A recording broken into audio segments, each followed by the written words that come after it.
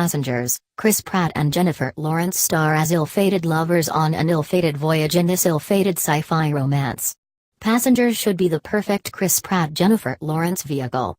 It has figured out how to isolate, with laser precision, the charisma of two of Hollywood's most charismatic stars by plunking them onto a massive interstellar cruise ship where they are quite literally the only characters, save for a few humanoid robots and a skimpy Laurence Fishburne cameo.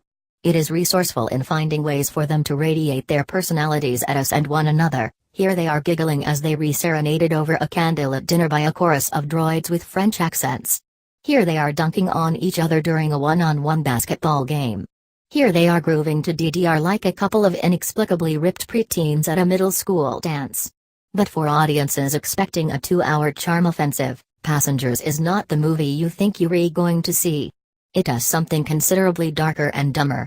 In director Morten Tyldum's second English-language movie, his first was The Imitation Game, Pratt and Lawrence play Jim and Aurora, a mechanic and aristocratic writer, respectively. They are two of the titular passengers on a 120-year cruise to Homestead II, where they will build a new life millions of miles away from overpopulated, overpriced, and overrated Earth. Their vessel, the Starship Avalon, is full of some 5,000 humans and crew members whose metabolic function has been suspended for the journey. They'll all be awakened 4 months before landing, just enough time to enjoy such amenities as a swanky sushi joint and a swimming pool with a view of the stars. Except that Pratt's space pod malfunctions, rousing him 90 years too early.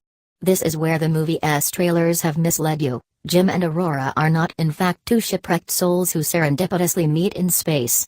Instead, Jim, racked by loneliness after a year in looks isolation, wakes Aurora up himself, essentially dooming her to live and die at his side. That year of Jim's isolation is the best part of the movie.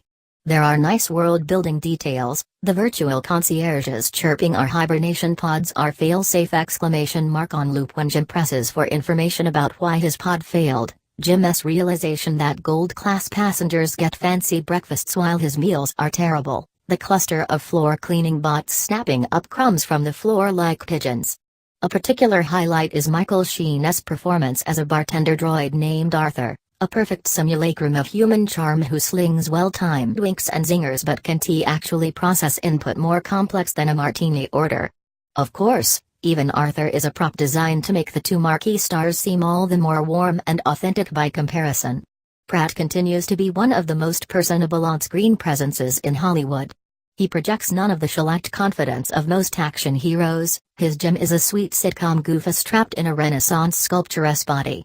Meanwhile, Lawrence's Aurora, through no fault of her own, is so banal that the movie's pathos frosts over as soon as she begins talking.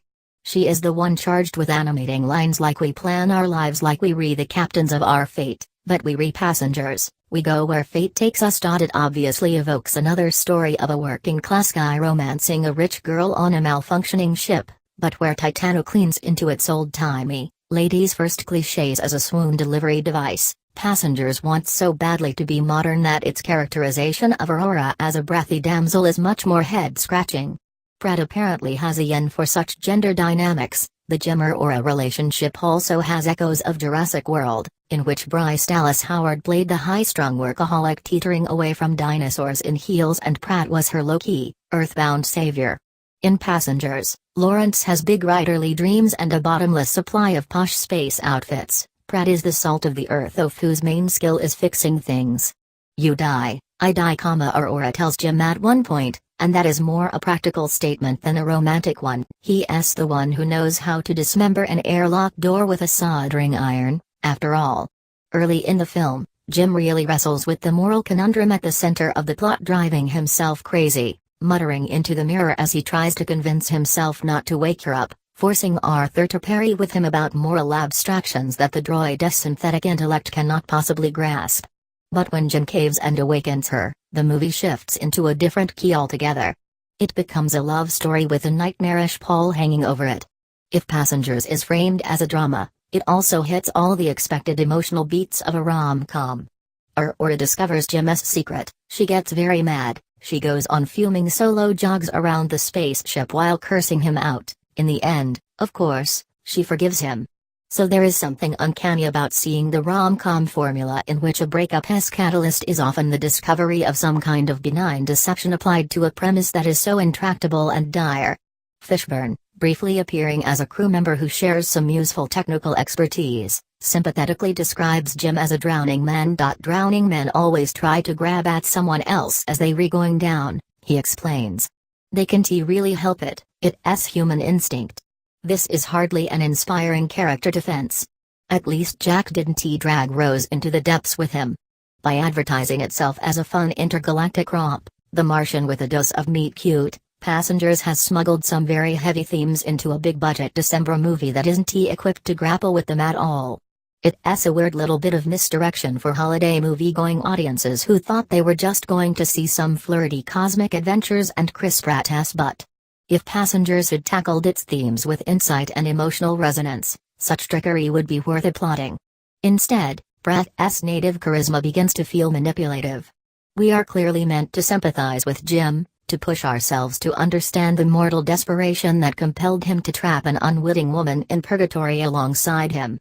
Passengers introduces thorny ethical questions about consent and then smilingly dispatches them, all in the name of a love story that's as picturesque and empty as the Starship Avalon itself.